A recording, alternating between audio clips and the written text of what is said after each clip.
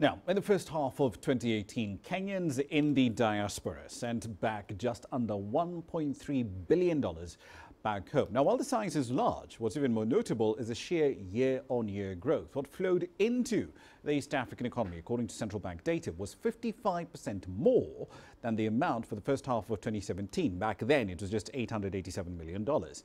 The total for that year was just under $1.95 billion. The fastest growth in remittances is coming in from outside the traditional sources, Europe and North America.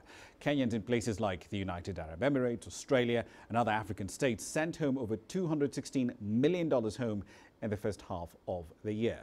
The thing is, though, African countries are still notoriously expensive destinations to send money to, but these remittance volumes and the growth numbers are prompting a lot more firms to figure out how to send cash at a lower rate and a lot faster.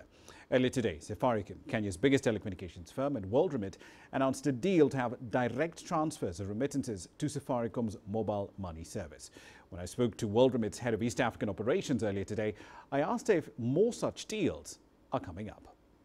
On our end, we are basically, WorldRemit is a digital company. So we have no branches.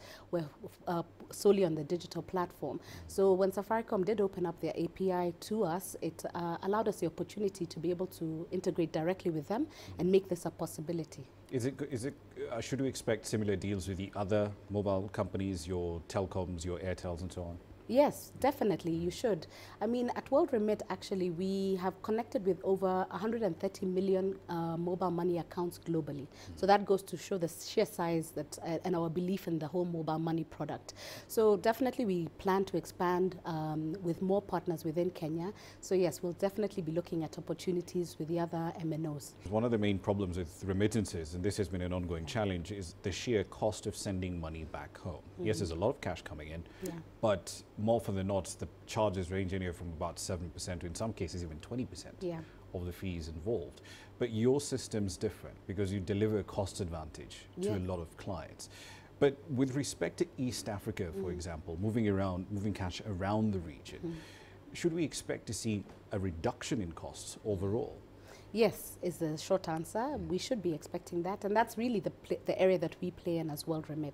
We totally believe that remittances should be less expensive, and that's what we're focusing on. Because we are digital, we want to lower those costs and pass those cost savings to our customers, and that's something that we've already done. So, like to your point, remittances into sub-Saharan Africa and especially East Africa have ranged between 9 to even 12% into countries like Tanzania.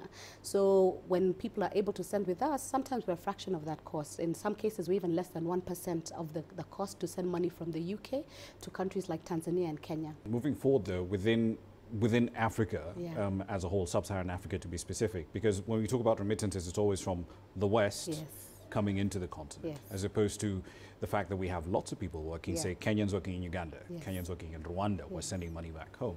What are those corridors like at the moment? How have costs evolved over time? In some markets, they're still pretty high, and that's where we see the opportunity. So what we have focused on in the last, WorldRemit also has a lot of funders. So we have some VCs who have basically put money into WorldRemit, and that has helped us to now focus on being able to do intra-Africa transfers. So for us, that's Somaliland is the example that I'd like to give, which is the sense that you can send money from Somaliland to neighboring Ethiopia if you wish to. So we want to try and open more corridors like that within East Africa, like Kenya, like Uganda, etc., South Africa, just to name some of the others, to encourage inter-Africa trade and remittances. Right, so your focus will be more on the continent moving forward. One last question. Do we have a clear handle on just how much cash is actually coming back into the continent? Because I mean, there are all these estimates that are all over the place, and then you start looking at the trend lines and say central bank data, for instance, European remittances, for instance, between this time last year and today, more than doubled. And European growth isn't particularly strong. So you look at all these factors and you wonder, I mean, what explains all these jumps? Do we actually know what's coming into the country? I think you know, what we see is definitely people will continue to leave the continent and also leave their country. Even if not leaving the continent, they'll leave their country and they'll go to seek employment elsewhere or opportunities elsewhere. So they'll always choose to send money back home.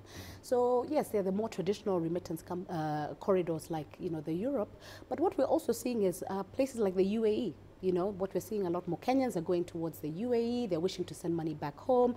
A lot of Africans in general are trying different places. People going as far off as Australia. That's becoming one of our biggest corridors. People wishing to send money back from Australia back home.